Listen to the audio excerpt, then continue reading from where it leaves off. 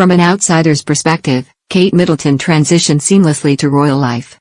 On April 29, 2011, she walked down the aisle of Westminster Abbey a private citizen and returned as the Duchess of Cambridge, the wife of the Prince and Britain's future Queen. Prince William and Kate first met at university in 2001 and a 10-year road to the altar followed, which included a lifetime of lessons on how to act as a member of the royal family. 11 years after the wedding of the century and 3 children later, Kate has taken on more duties and has spoken out on important issues like children's development. It's hard to remember the shy new royal who seemed to avoid public speaking, prompting concerns, apparently even from the Queen herself, that she lacked her own identity.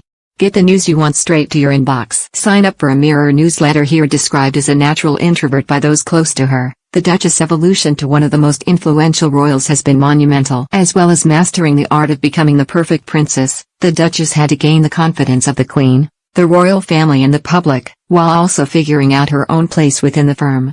We've taken a look back at the Duchess of Cambridge's introduction to royal life, from princess school to forming family alliances and her first meeting with Her Majesty the Queen.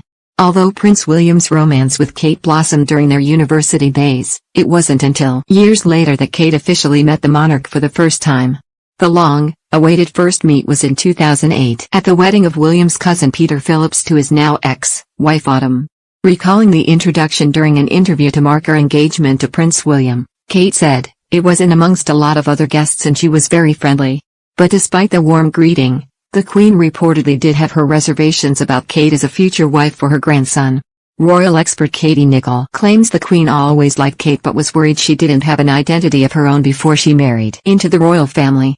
In her book, The Making of a Royal Romance, Katie writes, privately she had grave concerns and believed that Kate needed to have a job and an identity in her own right before an engagement was announced. However, it seems the Queen's doubts were short-lived and, before marrying William, Kate was invited to spend some time at the Queen's Scottish retreat Balmoral. Keen for Kate to feel welcome, the monarch reportedly gave Kate a rare privilege by allowing her to take photos while at Balmoral, knowing how much she loved photography. And the bond between the soon-to-be-in-laws continued to blossom. In a sign of her approval, Her Majesty allowed Kate to wear her Cartier halo tiara on her wedding day. According to royal author Victoria Murphy, the Duchess and the Queen actually have very similar personalities. She told Yahoo UK, "I've always thought that Kate has more in common personality-wise with the Queen, not an extrovert, but quietly self-assured with a love of the outdoors and the ability to compartmentalize." Kate Middleton didn't come from a royal or high society background, so she had a lot to learn in the run-up to her wedding. According to the 2017 Amazon Prime documentary, Kate Middleton, Working Class to Windsor, Kate took private lessons with the Queen herself on how to be a royal wife before the big day. From the beginning, Kate Middleton had a great deal of support from the royal family, which was really instructed by the Queen, journalist Ashley Pearson explained in the documentary. This was to make sure she knew as much as she could possibly know and what to do in every situation, bearing in mind, of course, that she didn't grow up in this world. As for what Kate's secret princess lessons involved, Ashley revealed, there were things like learning how to get out of a carriage without exposing your modesty and learning how to bend down to get flowers from a young girl without exposing your modesty. Things that you would never think you'd have to learn, but, of course, a woman in her position would certainly need to know. There were all kinds of small details and little bits of etiquette, how to sit, who to curtsy to, who not to curtsy to, what fork to use and whatever else they felt she needed to know. Kate was reportedly careful from the get-go not to upstage senior members of the family and showed a willingness to remain in the background. She also stuck to a key rule the family lives by: never complain, never explain, the idea being that members of the firm keep quiet on their personal matters. Royal commentator Ingrid Seward recently shared her thoughts on Kate's transition from nervous new royal to accomplished duchess. "She has learned to overcome her shyness," said Ingrid. "She is patient, and has the ability to listen.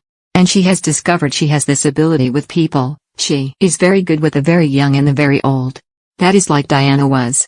Kate was widely accepted into the royal family from the outset, and her close bonds with certain family members undoubtedly helped to ease her adjustment to public life. One of the most seemingly natural relationships she formed was with Sophie, Countess of Wessex. Despite the pair's 17-year age gap, a fun and relaxed friendship bloomed, with the two often seen chatting away and giggling at events.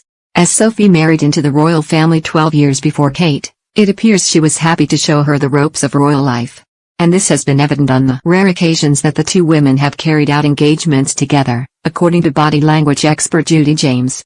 She told The Express, "Sophie's formula does appear to have been copied by Kate too, as, so far, she has managed to tread the very fine line of creating interest that is positive but not unmanageable." Many of the poses of the two women together show Sophie face, checking Kate with quite strong bouts of watchful, looking eye contact to suggest she's taking a semi-maternal approach.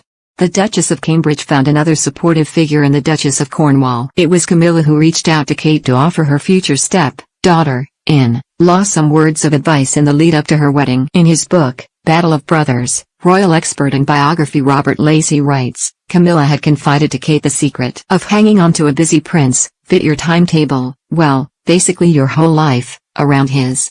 However, despite Camilla's advice, Lacey claims that this wasn't really possible for Kate as William's diary was roundable.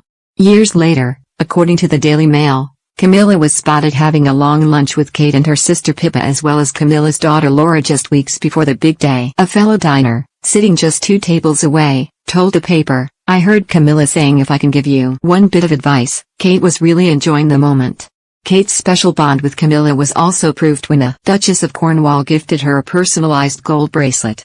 The bracelet is thought to have been given as a wedding gift and featured a charm etched with Kate and Camilla's monogram. After the royal wedding, the next nerve-wracking event for Kate was her first official duties as Duchess. After the big day, Kate and William took a whole month away from the spotlight, but their first engagement together was a high-profile one. The new Duke and Duchess of Cambridge met the then President of the United States, Barack Obama, and First Lady Michelle, when they came to London. The couples met at Buckingham Palace on May 24, 2011 during the President's state visit to Britain. From 30 June to 8 July that year, newlyweds William and Kate traveled to Canada for their first royal tour. Kate also developed her royal passions, including an important early years initiative in creating the Royal Foundation. Over a decade into her royal role, Kate has blossomed into a confident senior member of the firm, but royal expert Phil Dampier says the best is yet to come. He told the Daily Mail, when Kate first became a royal she was incredibly nervous. "I remember talking to her at a reception on a tour of Canada in 2012 and she just gabbled and didn't make any sense at all. 10 years on she has become an accomplished public speaker and is full of confidence." With Harry and Meghan off the scene and Andrew out in the cold, as well as Charles and Camilla and Anne in their 70s, the whole future rests with William and Kate. Fortunately, they look up to the task and I'm sure her best is yet to come.